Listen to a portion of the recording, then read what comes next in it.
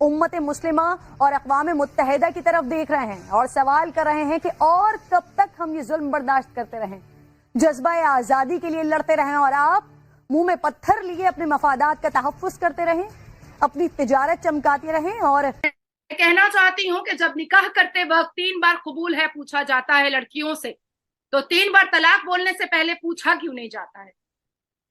कौन सा कुरान है और कौन सा ये मुल्ला है जो कहता है कि 3 बार हम फोन पर तलाक दे देंगे और तलाक हो जाएगा?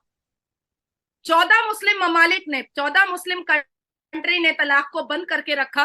हिंदुस्तान का मुल्ला यहाँ पर 2016 तक तलाक कराता रहा पैसा ले लेकर के, और 17 में जब मैंने पिटीशन डाला सुप्रीम कोर्ट ऑफ इंडिया में, तब जाकर के इसका बेंचमार्क और हिस्टोरिकल जजमेंट आया। सदियों से गुर्बत, महंगाई, जुल्म, बर्बरियत, गैर इंसानी रवैयों का शिकार हैं।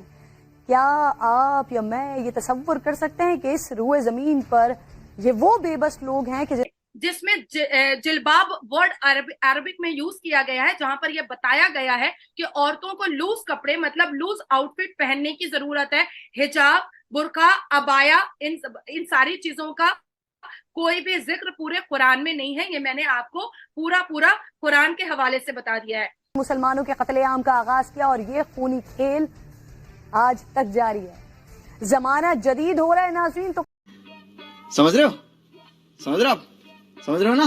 जानती है। ठीक है।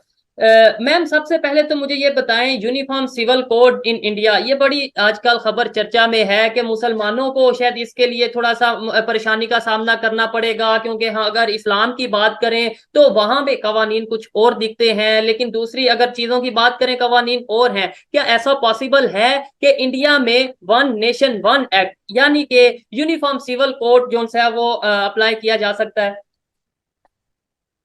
देखिए, 23 नवंबर 1948 में कॉमन सिविल कोड के बारे में पहले ही बात कर दिया गया था, ठीक है। और ऑलरेडी हमारे संविधान में 5 बार शैल वर्ड यूज किया गया है।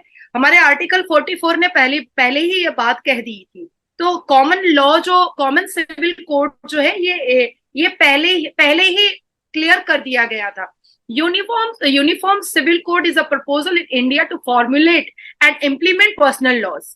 ये मैंने आपको अंग्रेजी में समझाया है। अब बात आती है कि यूनिफॉर्म सिविल कोड एक ऐसी चीज है जिससे किसी भी रिलीजन, कास्ट, क्रीड को डिस्क्रिमिनेट नहीं किया जाएगा, बल्कि एक भारत, एक संविधान की बात की जा रही है, एक कानून की बात की जा रही है।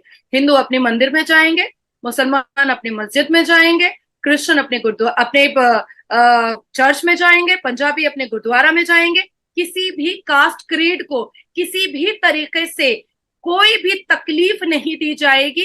एक भारत है कि यूनिफॉर्म सिविल कोड अगर आ जाता है तो जेंडर इनइक्वालिटी खत्म हो जाएगी, और जेंडर इनइक्वालिटी अगर खत्म हो जाती है तो हमारे मौलाना सैयद अरशद मदनी, जो देवबंद समाज के सबसे बड़े और मुसलमान समाज के ठेकेदार बनकर बैठे हुए हैं हमारे हिंदुस्तान में, उन्होंने अपने स्टेटमेंट में कहा है कि मुसलमान औरतें औरतों के बराबर हो जाएंगी। मौलाना शफीकुर रहमान बर्क, जो हमारे हिंदुस्तान में मुसलमान समाज के ठेकेदार बनकर बैठे हैं, दाढ़ी और टोपी में खुद की आइडेंटिफिकेशन छुपा करके, उनका कहना है कि औरतों की बराबरी मर्दों से कभी नहीं हो सकती है, और यूनिफॉर्म सिविल कोड एक जरिया है औरतों को मर्दों के बराबर खड़ा करने का, ठीक है। उसके बाद फिर मौलाना तारिक जमील की बात करते हैं तो उनको भी यूनिफॉर्म सिविल कोड से बहुत नफरत है। अब मौलाना साजिद रशीदी की बात करते हैं, जो हमारे हिंदुस्तान में काफी फेमस मौलाना है, तो इन लोगों को यूनिफॉर्म सिविल कोड से बहुत नफरत है, क्योंकि इनके मजार में चादर का जो पैसा आता है, लुकुनदाने का जो पैसा आता है, फूल का जो पैसा आता है, डोनेशन का जो पैसा आता है, अगरबत्ती का जो पैसा आता है, इत्र का जो पैसा आता है, चंदा का जो पैसा आता है, फितरा का जो पैसा आता है, जकात का जो पैसा आता है, लैंड माफिया जो वक्फ बोर्ड पर चल रहा है, इन सारी चीजें, ये सारी धंधाबाजी इनकी बंद हो जाएगी, जिसकी वजह से इनके पेट में दर्द स्टार्ट हो गया है। अब मैं आती हूँ, या 10 साल बाद आए, बात तो खुली जाती है। मैं कहना चाहती हूँ कि जब निकाह करते वक्त 3 बार कबूल है पूछा जाता है लड़कियों से, तो 3 बार तलाक बोलने से पहले पूछा क्यों नहीं जाता है? कौन सा कुरान है और कौन सा ये मुल्ला है जो कहता है कि 3 बार हम फोन पर तलाक दे देंगे और तलाक हो जाएगा? 14 मुस्लिम ममालिक ने, 14 मुस्लिम कंट्री ने तलाक को बंद करके रखा। हिंदुस्तान का मुल्ला यहाँ पर 2016 तक तलाक कराता रहा पैसा ले लेकर के, और 17 में जब मैंने पिटीशन डाला सुप्रीम कोर्ट ऑफ इंडिया में, तब जाकर के इसका बेंचमार्क और हिस्टोरिकल जजमेंट आया कि इस तलाक को बंद किया जाए, और हमारे पार्लियामेंट में, हिंदुस्तान के पार्लियामेंट में इस पर बिल आया कि इसको बंद किया जाए और इस पर कानूनी कार्रवाई की जाए और कड़ी से कड़ी सजा दी जाए, 3 से 7 साल की सजा है।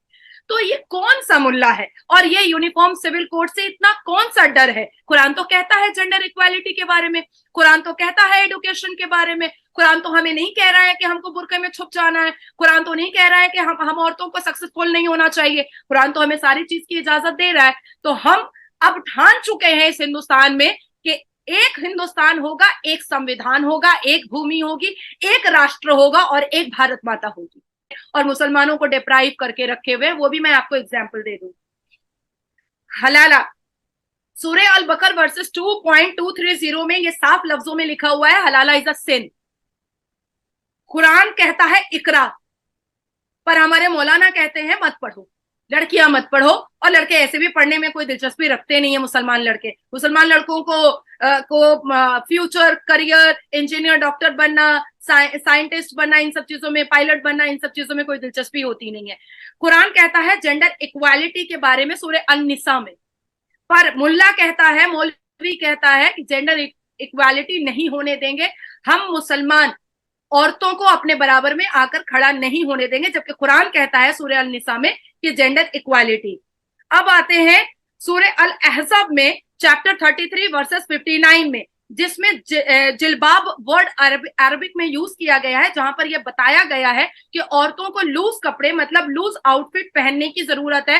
हिजाब, बुर्का, अबाया, इन सारी चीजों का कोई भी जिक्र पूरे कुरान में नहीं है। ये मैंने आपको पूरा कुरान के हवाले से बता दिया है।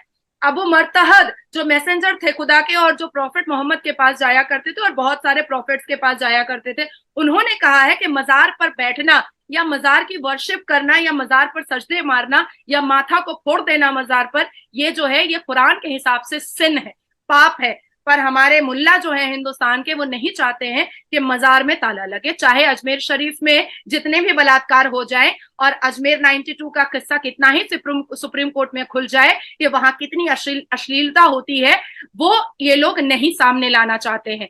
क्योंकि अब बात ऐसी आती है कि जहां पर गंद मचता है तो बात आज आए या 10 साल बाद आए, बात तो